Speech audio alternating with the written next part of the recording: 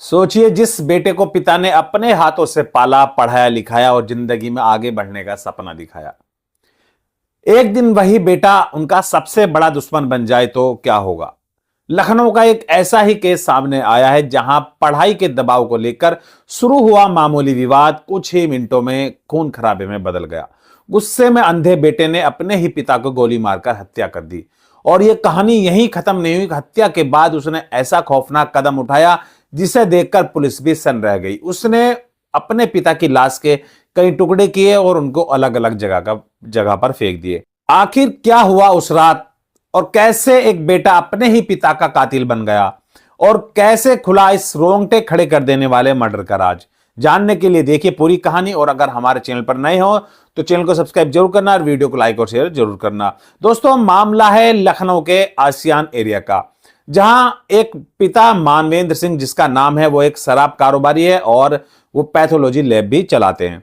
उनके दो बच्चे हैं। एक का नाम है जो लड़का अक्षत प्रताप सिंह, और एक लड़की है उनकी, उसका नाम है कृति। उनकी पत्नी की जो मृत्यु 2017 में ही हो गई थी। वो अपने दो बच्चों के साथ अपने एक आलीशान घर में रहते थे। सोचिए, वो जो शराब के कारोबारी हैं और साथ ही पैथोलॉजी लैब चलाते हैं, तो बैंक बैलेंस भी अच्छा था और जान पहचान भी और रुतबा भी अच्छा था। वो अपने बेटे को पढ़ा लिखा कर एक अच्छा कामयाब बनाना चाहते थे, ना कि किसी आवारा या कोई छोटी मोटी जॉब के लिए जॉब फिरता रहे। उनका अपने बेटे से कहना था कि वो नीट की जो परीक्षा है उसको क्लियर कर ले और एक अच्छे मुकाम पर जॉब हासिल कर ले। लेकिन जो उनका लड़का है वो इस बात को नकार देता है, वो मना करता है। यह घटना है 20 फरवरी की सुबह लगभग 4:30 बजे की, जहां दोनों बाप बेटों के बीच यह बात चल रही है कि बाप कहता है बेटे से कि बेटा, तुम जो हो अब नीट की परीक्षा की तैयारी करो और उसको क्लियर कर लो, और नीट क्लियर करने के बाद एक अच्छी पोस्ट पर कायम हो जाओ। लेकिन लड़का इस बात को नकार देता है। वो बोलता है कि मैं नीट की परीक्षा क्लियर नहीं कर सकता और ना ही मेरे लेवल की बात है, मैं ना ही इसके लिए इतना पढ़ लिख सकता हूं, मुझे थोड़ा मौज मस्ती और घूमना फिरना भी जरूरी है।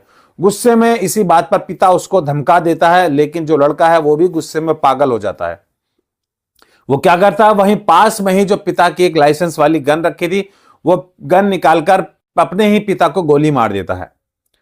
सुबह का लगभग 4:30-5 बजे का टाइम था। पास के ही एक कमरे में उसकी बहन जो कृति, जिसका नाम है, जो 11वीं कक्षा की छात्रा है, वो सो रही थी। बंदूक की गोली चलने की आवाज सुनकर वो फौरन वहां पहुंचती है। वो वहां देखती है कि उनके जो पिताजी हैं वो जमीन पर पड़े हुए हैं और गोली लगने से वो हाथों हाथ ही मारे गए हैं। इस बात पर वो रोने लगती है, लेकिन तभी उसका जो भाई है अक्षत प्रताप सिंह, वो अपनी बहन को डराता धमकाता है कि अगर ज्यादा होशियारी की या रोल मचाई या किसी से बताए तो तुझे भी गोली मार दूंगा, और उसको एक कमरे के अंदर बंद कर देता है। अब जो ये घटना हुई मकान की तीसरे फ्लोर पर हुई, यानी कि तीसरी मंजिल पर यह घटना हुई। अब वो लड़का अपने बाप की लाश को सीढ़ियों से घसीटकर सबसे नीचे वाले फ्लोर पर ले आता है, और फ्लोर पर लाने के बाद एक कमरे में उसको रख देता है और बाकी जगह को साफ कर देता है। जहां भी सीढ़ियों पर या कमरे के अंदर खून के निशान थे, उन सबको अच्छे से साफ कर देता है। अब वो सोचता है कि पॉलिथीन में अपने पिता की लाश को भरकर अब एक पॉलिथीन बैग में और इसको गाड़ी में रखकर गोमती नदी में फेंक कर आ जाऊं, यही उसका प्लान था। लेकिन पिता की जो बॉडी है उसमें वेट ज्यादा है, उसके जो पिता है वो हेल्दी थे, और ज्यादा वेट होने के कारण वो अकेला इस चीज को अंजाम नहीं दे पाता। तब उसके दिमाग में एक और खतरनाक प्लान आता है। वो बाजार जाता है और वो बाजार से आरी खरीद कर लाता है। आरी खरीद कर लाने के बाद वो अपने पिता के शरीर के टुकड़े कर देता है, यानी कि उनके हाथ अलग कर देता है, पैर अलग कर देता है, और सिर अधड़ मौजूद रहता है। अब वो क्या करता है, बारी बारी से बाहर जाता है और उनके एक एक अंग को पास के ही एक जंगल में फेंक कर आ जाता है। फेंक कर आने के बाद एक नीला ड्रम खरीद कर लाता है और उसके अंदर अपने बाप के जो धड़ और शरीर मौजूद है उसको उस नीले ड्रम के अंदर रख देता है और गाड़ी में डालकर उसको फेंकने जाने की फिराक में था। लेकिन तभी जो उसके पड़ोसी हैं वो उसके बाप के बारे में उससे पूछने लगते हैं कि 4 दिन हो गए आपके बाप दिखाई नहीं दे रहे हैं, वो आपके पिताजी किधर हैं। तो लड़का बोलता है कि वो 19 तारीख को दिल्ली चले गए थे और अभी तक लौटकर नहीं आए हैं। लेकिन जब उनकी बात पर उसको थोड़ा सा शक होता है कि कभी जो आए आदमी इतना कहीं घूमता नहीं था, जिम्मेदार आदमी था, ये इतना लंबा कैसे बाहर रह सकता है। वो उसी एरिया में उसके मोहल्ले में लगे सीसीटीवी कैमरों में खंगालते हैं जो उनके पड़ोसी हैं। तो वो देखते हैं कि जो 19 तारीख की रात को जो मानवेंद्र है ये अपनी गाड़ी से अपने घर के अंदर जाता हुआ दिखाई देता है, लेकिन इसके बाद बाहर नहीं आया। उनको इस बात पर शक और भी गहरा हो जाता है और वहीं जो वो लड़का है 20 फरवरी को जब सुबह में ये मामला होता है, ये हत्या की जाती है, तो उसी दिन वो पुलिस पे जाकर अपने पिता की जो गुमशुदगी की रिपोर्ट भी लिखा देता है ताकि किसी को कोई शक ना हो।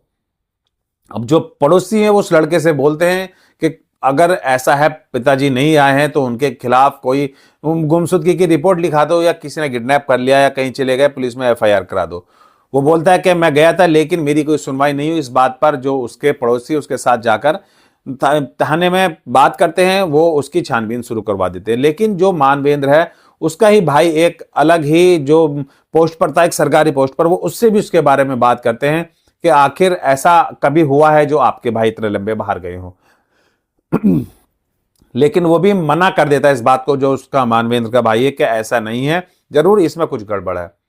तभी जो एक पड़ोसी पुलिस वालों को बताता है कि जो हमने सीसीटीवी में देखा है, जो अपने कैमरों में रिकॉर्ड किया है, उसमें जो हमने देखा है, ये लड़का सुबह से 20 फरवरी की सुबह से बार बार बाहर आता रहा, जाता रहा, कुछ तो गड़बड़ है। और जो इसके पिताजी हैं वो 19 फरवरी की रात को घर में जाते हुए दिखाई दिए अपनी कार से, लेकिन बाहर नहीं आए।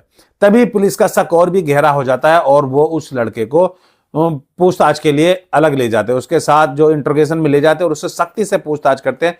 तब वो इस मामले को बताता है कि कैसे ये वारदात हुई, और वो बताता है कि मेरी बहन जो है, अभी तक मैंने उसको घर में बंद करके रखा है। 4 दिन इस घटना को हो गए हैं, वो 4 दिन तक उसने अपनी बहन को एक कमरे के अंदर बंद करके रखा है।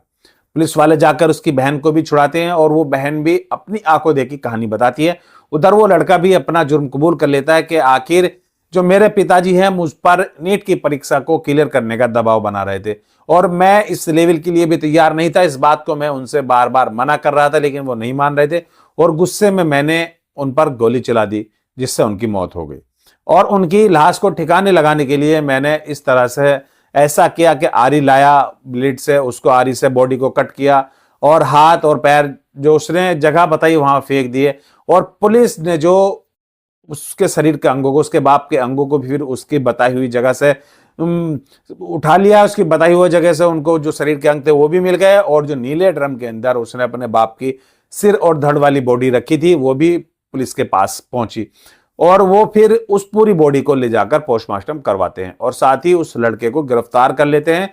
और गिरफ्तार करने के बाद उस पर जो हत्या करने और सबूत छुपाने के जुर्म में उसको जो जेल के अंदर डाल देते हैं। उधर परिवार वालों का कहना है कि जो लड़का है 3 साल पहले भी अपने बाप को घर के अंदर बंद करके भाग गया था, जिसके चलते इसके बाप के साथ थोड़ी सी नोकझोंक रहती थी। जो लड़का है उसकी मां 2017 के दौरान उसकी मां की मौत हो गई थी। अब ये बाप ही उन दोनों को पाल पोस कर इतना बड़ा किया था। वहीं बहन का रो रो कर बुरा हाल है और बहन अभी भी सदमे में है कि मेरे भाई ने मेरी आंखों के सामने ही अपने जो बाप को मार डाला और मुझे भी जबरन धमकाकर कमरे के अंदर बंद करके रख दिया। वो अभी भी इस डिप्रेशन से बाहर नहीं आ रही है। दोस्तों, आखिर इस डिजिटल समाज को ऐसा क्या हो गया जो आज के नौजवान हैं, आज के युवा हैं, क्यों किसी बात का थोड़ा बहुत भी प्रेशर नहीं झेल पाते हैं? दबाव के चलते कोई ऐसा खौफनाक कदम क्यों उठा लेते हैं? इस बात पर सोचने और समझने की बहुत ही जरूरत है और अपने घर परिवार में, अपने बाल बच्चों में इस बात का ध्यान रखने की जरूरत है कि कैसे अपने बच्चों को अच्छी परवरिश दी जाए और उनकी जो मर्जी है, उनका जो कहना सुनना है, उस पर भी ध्यान दिया जाए, ना कि उन पर जो एक्स्ट्रा प्रेशर डाला जाए ताकि गुस्से में वो कोई खौफनाक कदम ना उठा लें।